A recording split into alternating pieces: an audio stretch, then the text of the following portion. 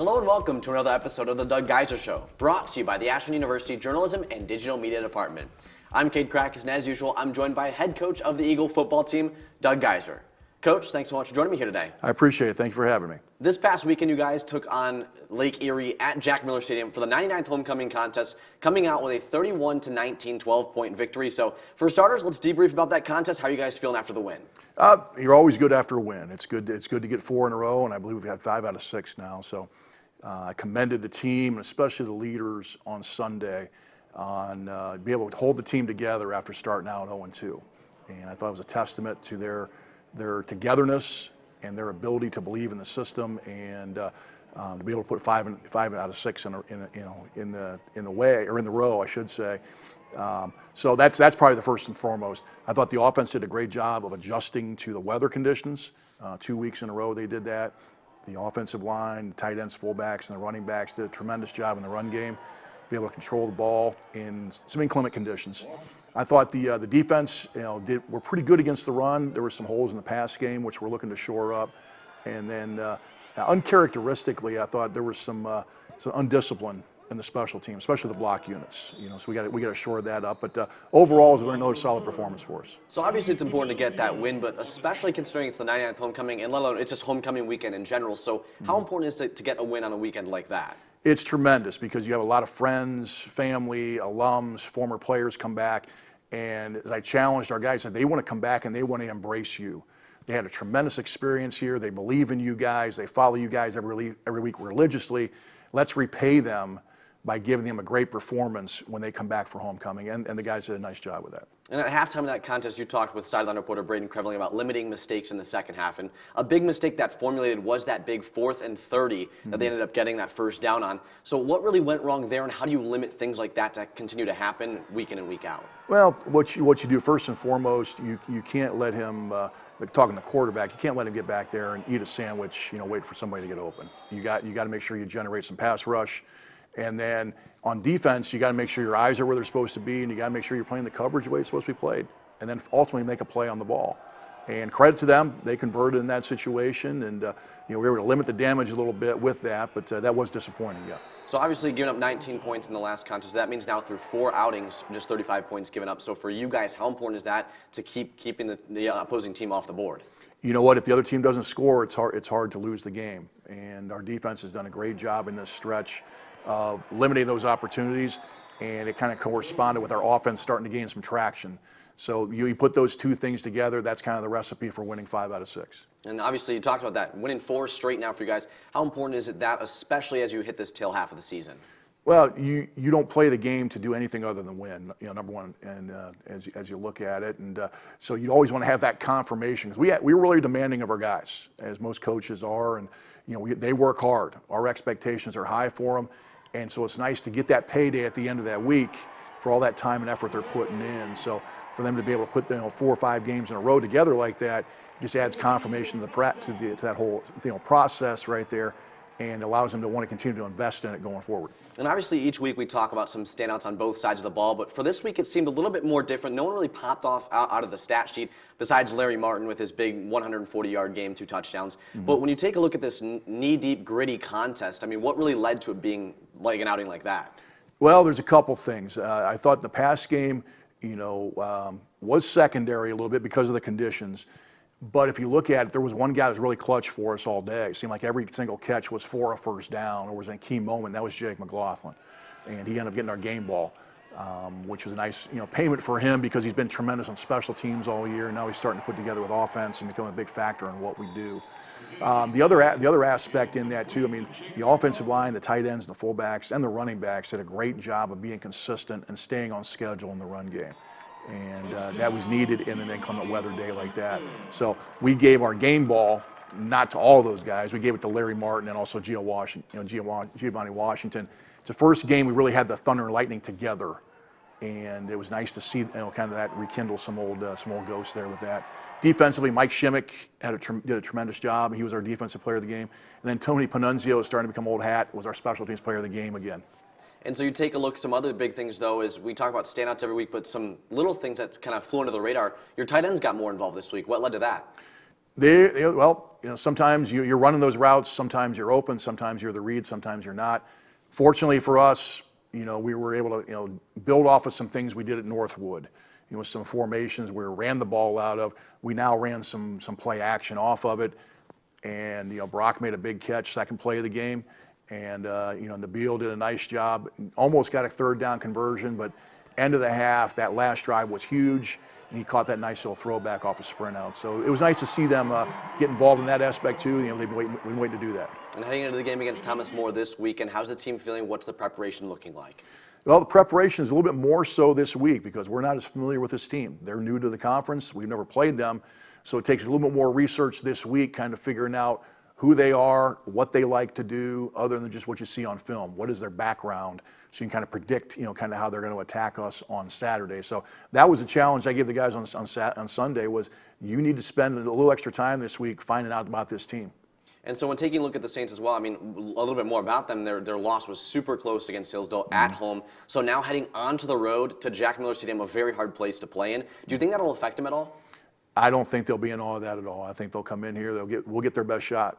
They've gone toe-to-toe with a lot of the top teams in our league. They've knocked off ODU. They should have gone to overtime with Hillsdale. They just missed on a 2-point conversion at the end of the game. So, I don't think we're respecting this football team tremendously as they come in here because they're valid and they're a worthy opponent. Well, Coach, I appreciate your time here today. Thank you. Shortly, we'll be sitting down with Eagle wideout Jake McLaughlin.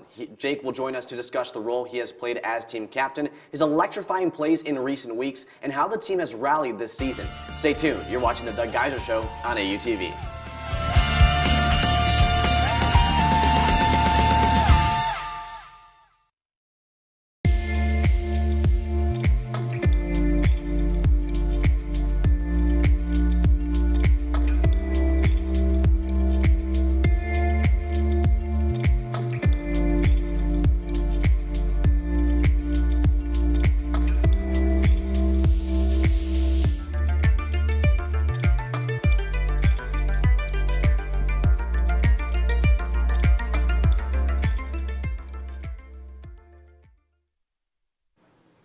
Welcome back to the Doug Geiser Show. Now I'm joined by wideout Jake McLaughlin. First off, thanks for joining me here today. Thanks, Kate. Appreciate it. So to kick things off this past weekend, playing in homecoming under your home fans, you guys were able to pull off a 31-19 win over the Storm. So how are you guys feeling after the win? We're feeling good. The wide receiver room, we know that we could make more plays than what we did, but we're thankful to get a win on homecoming. So obviously you're able to get that win, but on homecoming especially, how was that for you guys, especially a big morale boost? Oh yeah, it's awesome on homecoming. Whenever you can have some past players come back and see you play. I know there was a bunch of guys that I played with in the past that came back in and were able to see that as well. So when you take a look at that wide receiver room, what's the chemistry like between you guys behind closed doors? It's awesome. All those guys, we have a very special bond on the field, off the field. We're very close-knit, and we can count on each other no matter what. And it feels like week in and week out we have got new wide receivers coming up and making big-time plays, but for you these past 2 weeks, you have really shined. What's led to that success? It's just confidence. The coaches, and then like my teammates as well, they just instill that in me every week. Preparation is big in it too, practice every week. It definitely plays a part in that as well. And so you take a look at your role as a team captain for this side, so what does being a leader mean to you? It means a lot. You take pride in being a leader. Your teammates have instilled that in you, and also to pass that along to the younger players, that means a lot too. And so when you take a look at your time here at Ashland, have there been any specific players or coaches that have helped you to succeed and be where you're at now? Yes, there's probably so many guys that I can name, but in the past, Logan Bolin, Garrett Turnbull, and obviously Coach Burberry as well. All those guys have played a big part in my receiver role. And so you've talked about some past players and some people in that regard. So taking a look at this year compared to last year, you lose the likes of Austin Brenner and head coach Lee Owens. How has that been different for you guys this year? It's tough. I'll say those two have put a culture in place for Ashland University, and those guys have made this program what it is. And now my job now is to take that culture and show the younger guys what it was like and how to represent Ashland University. And so lastly for you, heading into this home game against the Saints this weekend, how's the team feeling? What's the mindset like heading into this game with a 4-game win streak under your belt? 4-game win streak is huge. Like at the start of our season, wasn't how we planned, but 4-game win streak is big time, and we know what it takes now to win. Then hopefully expand that win streak to the next few weeks. Well, thanks so much for joining me here today. Thanks, Cade. When we return, we will check in with offensive graduate assistant Logan Cook. He will join us to talk about his time as a graduate assistant for the team, how the offensive line has performed this season, and his time shifting from player to coach. You're watching the Doug Geiser Show on AUTV.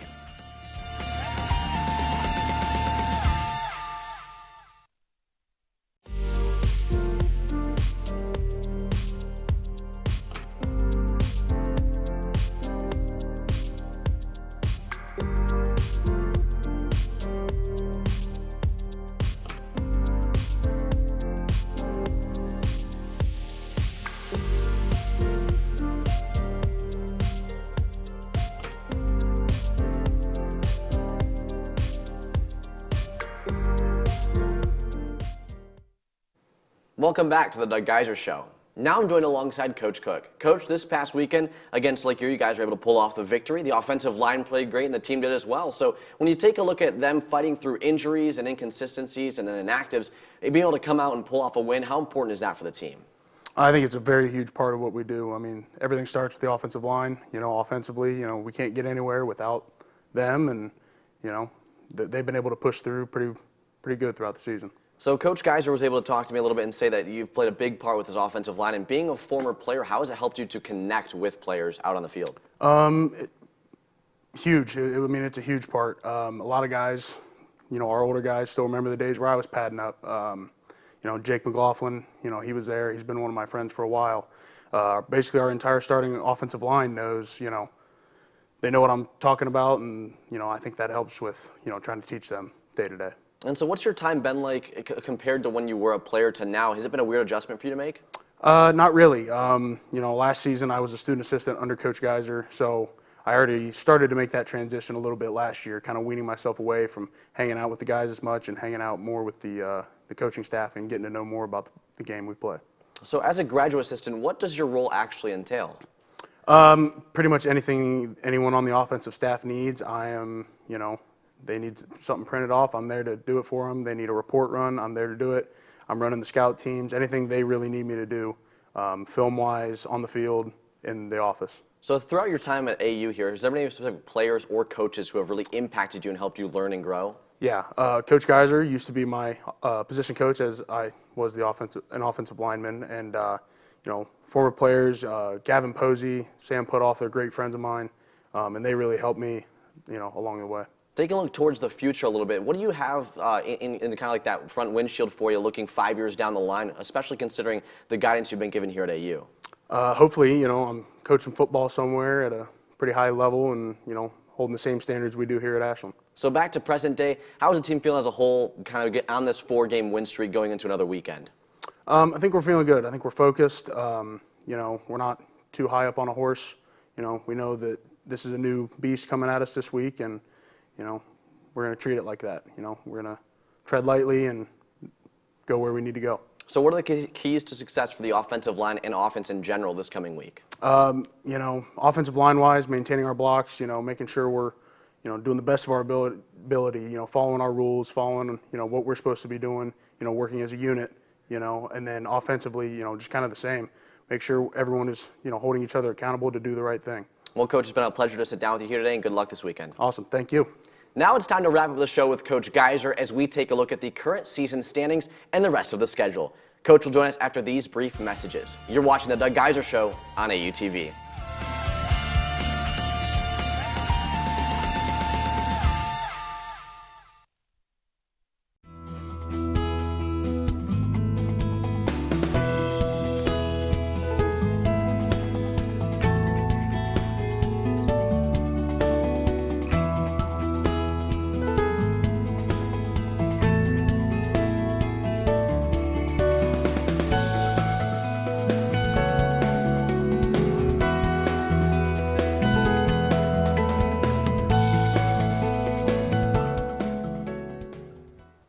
Welcome back to the Doug Geiser Show, right here on AUTV. Coach, it's been great to talk with you and your team here today, but before we go, we've got to take a look at the Great Midwest Athletic Conference standings and what we can expect in the coming weeks.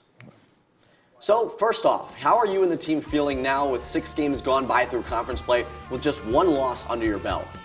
Well, as we talked, even after losses or wins, it's always kind of you trust the process. You don't look too far ahead, you don't look behind because you can't control those things. So, as we look ahead right here, we got a very tough Thomas More opponent coming into Jack Miller Stadium, so that's kind of what we're focused on right now. So your team is currently on a little homestand here at Jack Miller Stadium. How are you feeling about being in your own stomping ground for yet another week? It's nice to be able to sleep in your own bed. It's nice to be able to eat in convo before the game. So, it's all good. And then plus the fact you get a chance to play in front of probably the best fans in the world. Well, Coach, I appreciate your time here today. Is there any final thoughts you might have for the audience out there? Well, hey, we want to continue to commend them for being out there, being behind us. We can feel their energy in the stands every single game, and it's really a nice little boost for us as we take on that opponent on the field. You are truly a 12th man. We appreciate that and hope to see you out this weekend. Well, Coach, thanks again. Thank you. That was today's episode of the Doug Geiser Show. With the Eagles taking down the Lake Erie College Storm at home 31-19, they next look to go up against the Thomas More Saints this coming weekend, with hopes of building upon their 4-game win streak heading into the final 3 games of the regular season. The outing is set for Saturday, October 28th, with kickoff set for 1 p.m. at Jack Miller Stadium on the campus of Ashland University. Tune into the game on 88.9 WRDL to listen 15 minutes before the kickoff for the pregame show, or watch live on the JDM streaming channel with the game brought to you by the students and faculty of the Ashland University Journalism and Digital Media Department. You can also watch repeats of the game on AUTV and the Valley Sports Great Lakes channel. I'm Cade Krakis, and thank you for tuning into the Doug Geiser Show right here on AUTV.